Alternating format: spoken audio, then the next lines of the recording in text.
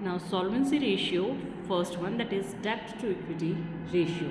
The formula for it is debt divided by equity, that is in it your non-current or long-term liabilities are included, and equity, that is your shareholders fund. Now equity share capital, preference share capital, reserves and surplus, this all the things are included in your shareholders fund.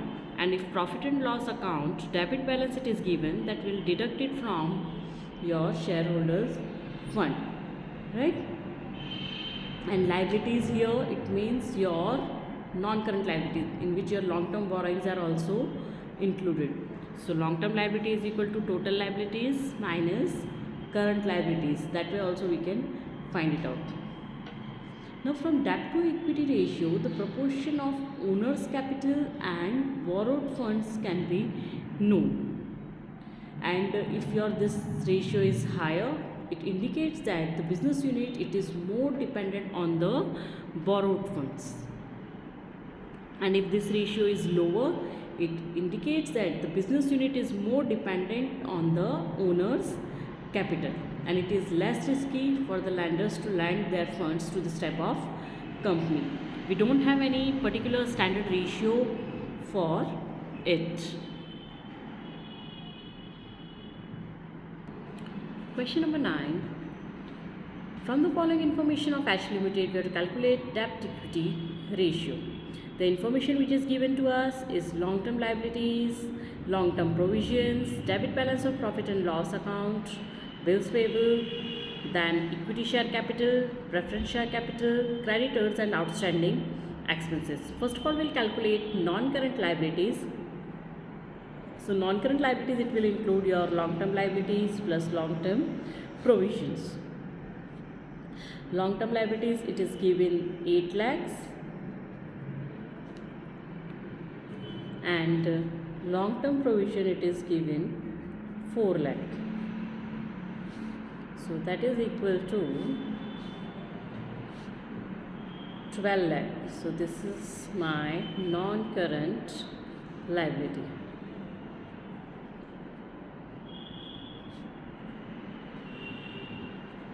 So non-current liabilities, it is 12 lakh. Now we'll calculate shareholders fund. So that is equal to your equity share capital plus preference share capital. Creditors, it is your current liabilities, so will not be included.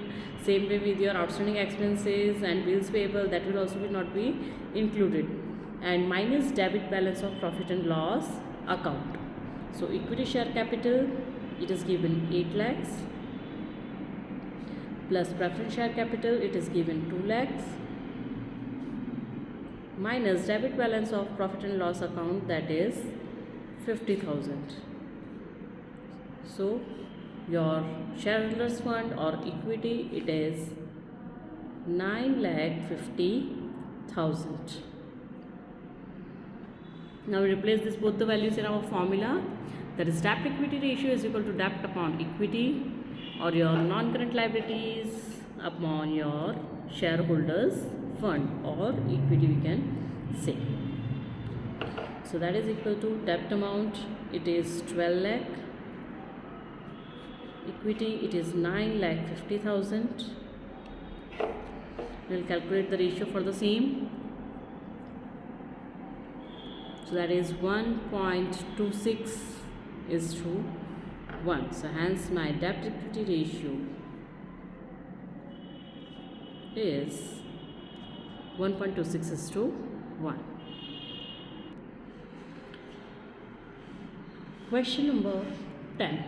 Now from the following information of M Limited, we have to calculate debt equity ratio. Now the information which is given to us in question is current liabilities, long-term provisions, long-term liabilities and total asset.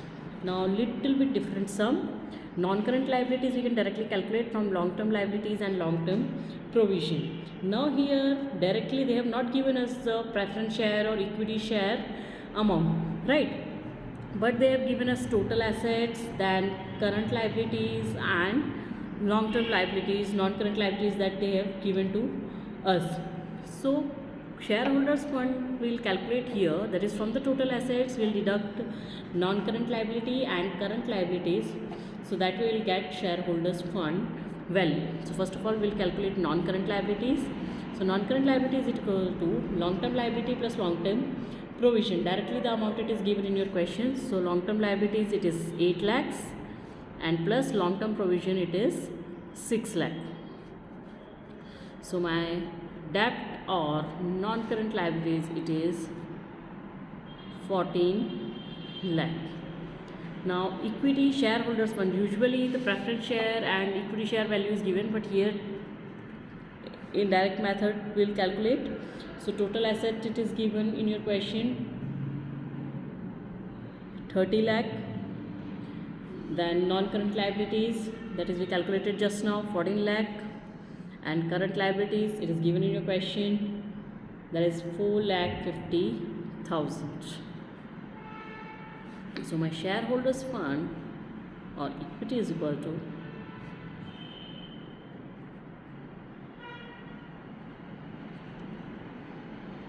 30 lakh minus 14 lakh minus 4,50,000.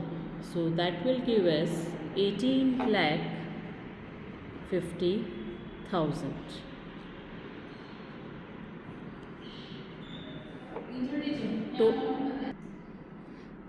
That is the total of your this two, and from 30 lakh we will deduct this 18,50,000. So my answer here it is 11,50,000 for shareholders fund. Now we will replace this in our formula, that is debt equity ratio is equal to debt upon equity. Debt value will calculate it, that is 14 lakh, and equity it is 11,50,000. So my debt equity ratio here it is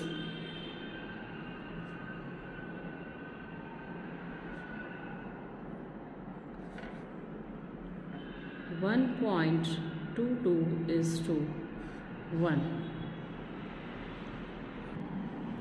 Question number 11, that is from the following information of N Limited, calculate debt equity ratio. A sum with a little bit twist. Okay, now here what they have given to us in question, that is creditors, bills payable, outstanding expenses, that are your current liabilities we can say. Then non-current assets, current asset and total liabilities.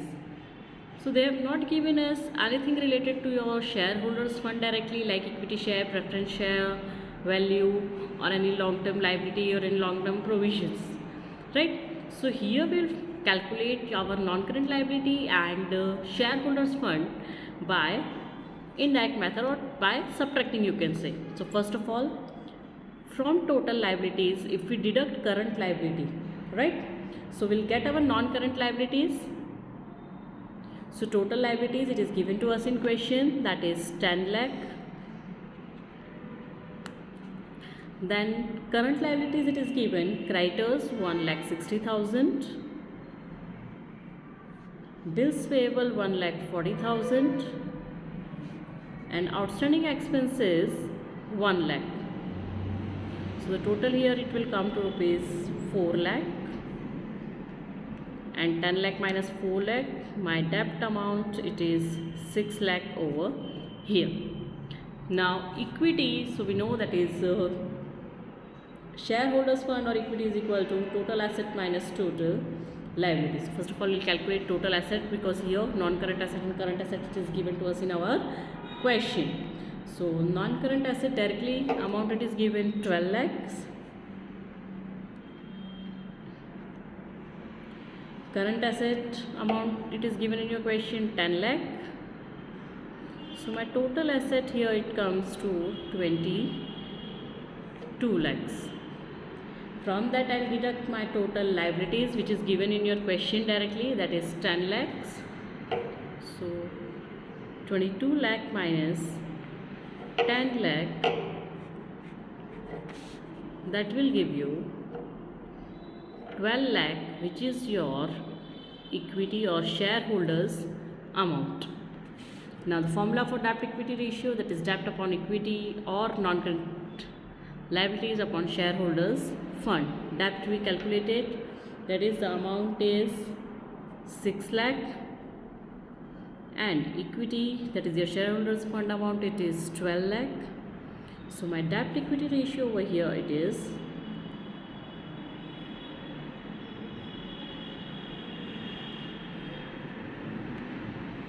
0.5 is to 1. Now next solvency ratio, it is total asset to debt ratio. The formula for the same is total assets divided by debt or your long-term liabilities. Long-term liabilities or debt, how to calculate, that we already saw in first one. Total assets, we know what do you mean by a total asset, that is your other non-current assets we will exclude. Other than that, all the assets it will be included over here. So to determine total assets, other non-current assets are not to be considered, and trade receivable more than 12 months and expenses not written off, right?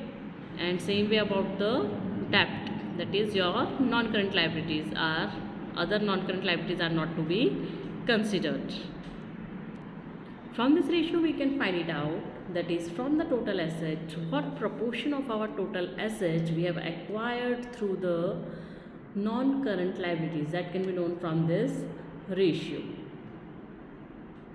And when this total asset to debt ratio it is higher, it is less risky for the lenders, we can say, to lend the funds, and we don't have as such any standard ratio for the same. Now question number 12. From the following information of our company limited, calculate total assets to debt ratio. Now in this question they have given is preference share capital, equity share capital, reserves and surplus, non-current liabilities and current liability. Now what is our formula for total asset to debt ratio? That is total assets we want and debt, right? So debt we can easily calculate, or it is directly given in your question asset, that is non-current liabilities 4 lakh. But how will calculate the total asset? Now as we know that balance sheet it is having two sides, that is liability and asset, right? So liability side total, that is your equity and liability things it is included, right? So that it is given in our question, so we'll calculate it by the same method. Equity share capital it is given 10 lakh, preference share capital it is given 6 lakh, then reserves and surplus 2 lakh, non-current liabilities it is given 4 lakh, and current liabilities it is given 4 lakh. That is your shareholders fund plus your non-current liabilities and plus your current liabilities. So the total of your liability side it is 26. So that is 26 lakh. So same will be your total asset value. So total asset is also equal to 26 lakh, right? Now we can directly calculate or put the values in our ratio. Debt it is given, that is your non-current liabilities, directly given in your question, that is 4 lakh. Put both the values, so total asset is equal to 26 lakh and debt it is given 4 lakh. So here my total asset to debt ratio is equal to